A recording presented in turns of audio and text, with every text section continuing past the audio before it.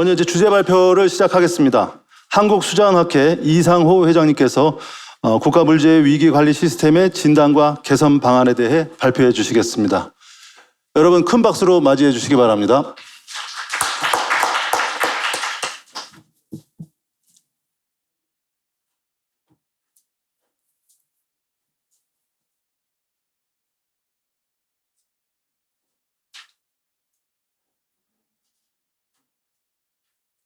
예, 표지가 빠졌는데요. 말씀드리겠습니다.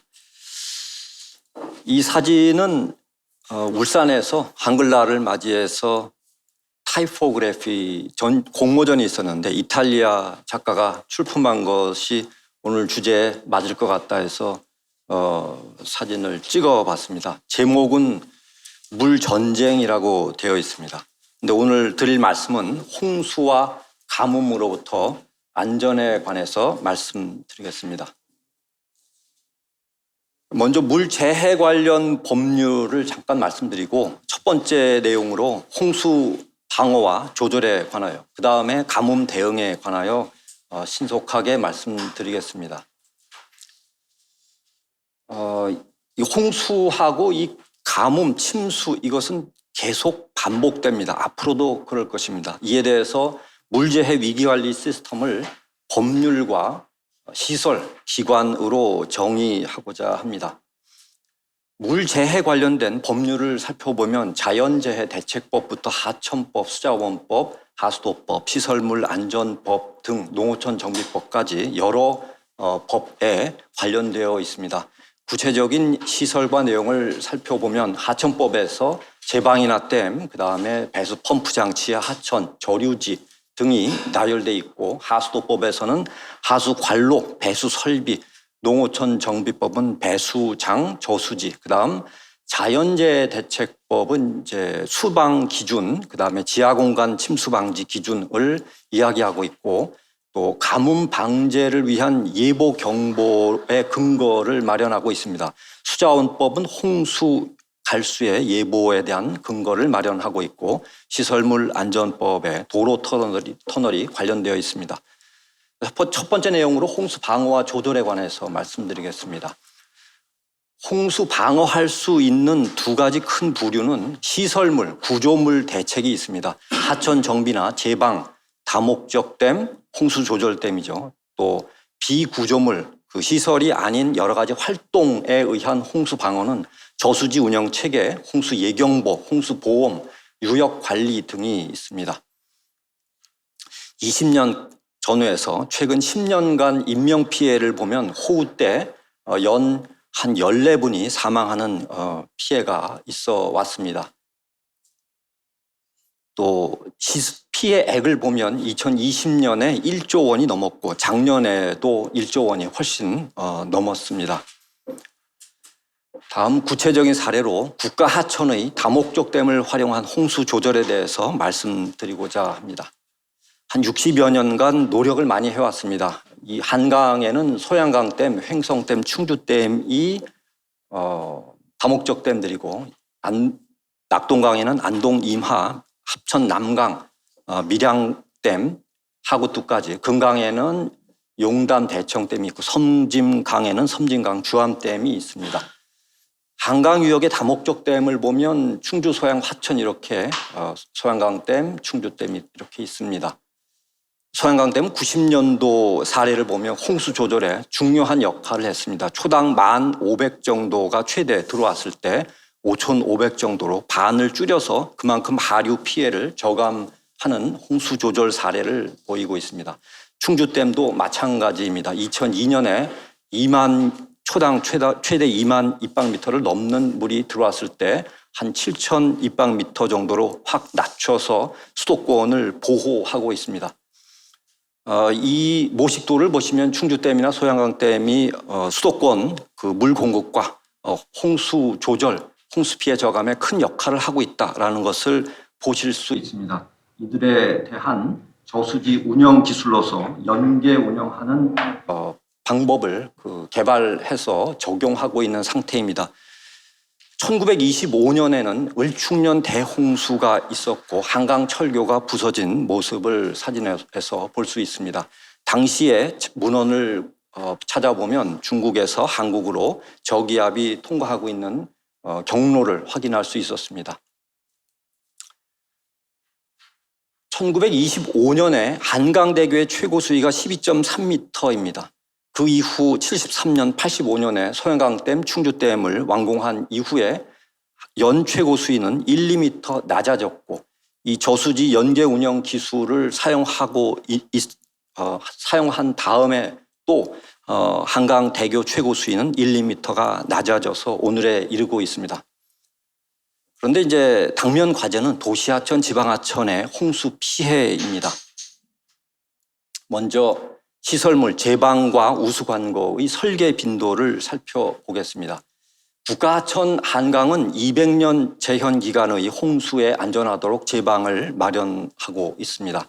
또 안양천 지방하천이죠. 안양천은 100년, 냉천은 80년 홍수량에 안전하도록 제방을 마련하고 있는데 여기 오른쪽 아래 보시면 하수도의 경우 10년에서 30년 재현 기간에 해당하는 강으로 하수도를 만들고 있습니다. 배수시설을 만들고 있는 거죠.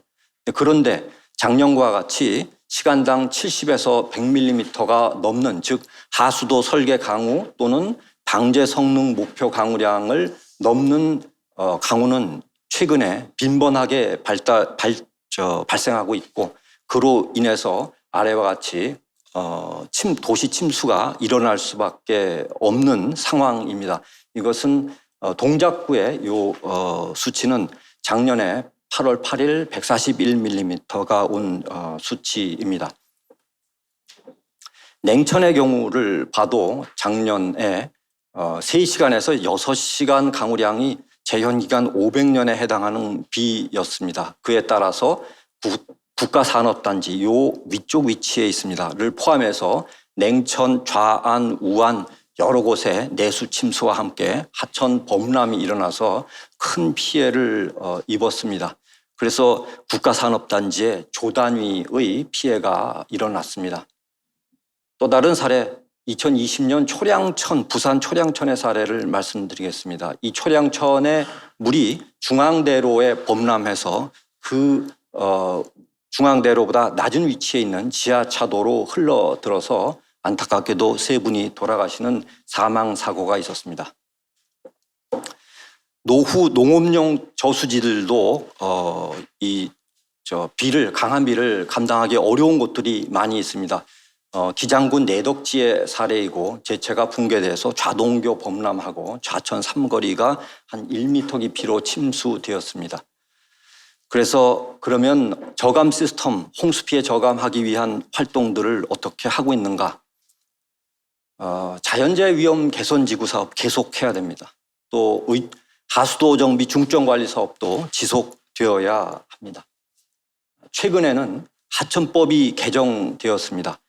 그중에 국가 하천 배수 영향 구간의 하천 공사를 할 수 있도록 하였고 국가가 투자해서 할 수 있도록 하였고 도시하천 유역 침수 피해 방지 법은 내년 3월 15일 시행이며 여기에는 특정 도시하천 침수 피해 방지 기본 계획, 그다음에 설계 기준 및 설계 빈도의 강화 적용, 도시 침수 예보 실시의 근거가 마련되었습니다.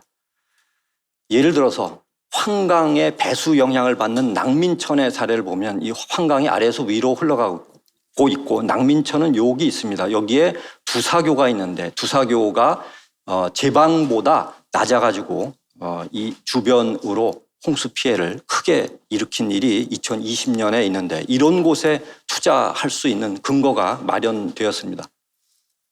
그다음 설계 기준 및 설계 빈도의 강화 적용은 도시의 대심도 빗물 배수 시설의 근거가 될 수 있고 이런 신월 빗물 저류 배수 시설은 우리나라뿐만 아니라 홍콩이라든가 일본의 여러 곳, 말레이시아도 있습니다.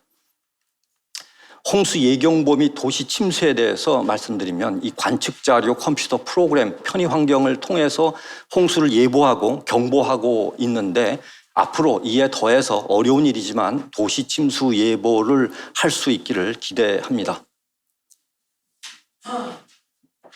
홍수 피해가 반복되는 지역이 있습니다. 대표적으로 남강 댐 하류의 4천만 지역인데 진주로 초당 1200입방미터밖에 보낼 수 없기 때문에 나머지 수천 입방미터의 물은 4천만으로 방류해야 되고, 그에 따라서 이렇게 양식장 폐사가 일어나는 곳은 홍수 보험을 특별히 마련할 필요가 있다라는 말씀을 드립니다. 미국의 경우에는 100년 빈도 홍수에 대하여 피해를 예상해가지고 방어 능력, 제방의 방어 능력을 검토해서 위험한 이런 색깔로 칠한 곳들은 법적 의무적으로 홍수 보험을 가입해야 됩니다. 물재해 관련 공유 체계도 확대할 필요 있습니다. 부산의 경우에 과거에 어느 지역이 침수됐는가 이런 것들을 공개하고 있습니다.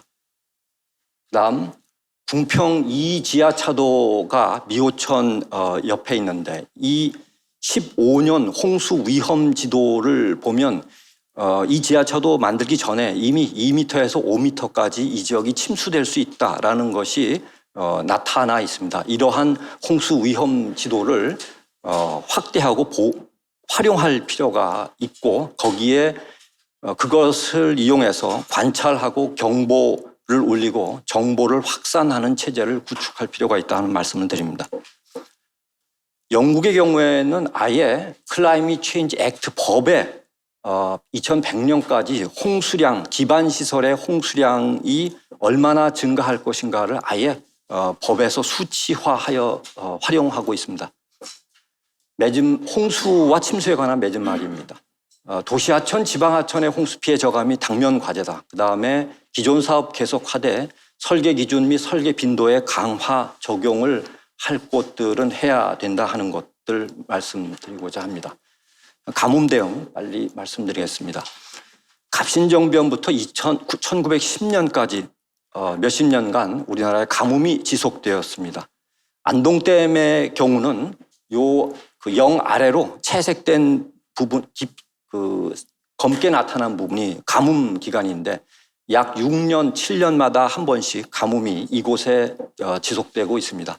국가는 가뭄 예경보를 하고 있고 작년 광주 지역에 가뭄을 예보하고 있는 그림입니다. 그다음 가뭄 피해 저감을 위한 대응에 대해서 말씀드리겠습니다. 말씀드린 바와 같이 가뭄 예보, 가뭄 정보 관찰을 공개하고 있습니다. 가뭄이 닥치면 다목적 댐에서 아껴서 물을 공급하고 있습니다. 예를 들어서 관신 단계에서 생공용수 미계약량은 공급하지 않는 것들, 그런 관심주의 단계에 들어섰을 때 작년에 합천댐이 물을 절약해서 공급하고 있는 곡선들입니다. 그다음 운문댐에서 물을 공급하기 어려워서 이 매곡에서 대체 공급하는 활동도 하고 있고, 해수 담수화, 그다음에 농업용수 버린 물을 다시 이용하는 것, 그다음 하수 처리수를 공업용수로 이용하고자 하는 활동들을 하고 있고, 도서 지역에 해수 담수화 선박으로 물을 공급하고 있습니다. 최근의 활동들입니다. 이 그림은 중요한 예입니다. 물과 발전을 대체한 얘기인데 올해 초에 보성강댐에서 발전을 해서 등량만으로 물을 내보내는데 광주 지역에 물이 부족하니까 보성강에서 주암댐을 거쳐서 광주에 물을 공급했고, 발전 손실이 있기 때문에 이것은 전국의 전력이 연결되어 있기 때문에 소양강댐에서 대체 발전한 중요한 사례입니다. 가뭄 피해 저감을 위한 시스템 개선 말씀드리겠습니다. 지자체 댐들도 용수 공급 조정 기준과 같은 가뭄의 물을 아끼는 활동을 할 필요가 있습니다. 또 물 절약 홍보, 누수 저감, 다음에 홍수 때는 비상대처 계획이 있는데 가뭄 때는 물 공급 기관과 지자체, 영농자, 산업체, 개인 간에 연결된 비상대응 계획이 존재하고 공유하는가라는 의문을 갖고 있습니다. 26개 기후변화 시나리오를 모두 다 통틀어도 2070년까지 이렇게 채색된 부분이 가뭄이 오는 기간인데 가뭄은 반복됩니다. 가뭄이 앞으로도 반복될 테니 아껴 쓰기, 나눠 쓰기, 받아 쓰기, 바꿔 쓰기, 다시 쓰기의 체계화가 필요합니다. 이만 마치겠습니다. 감사합니다.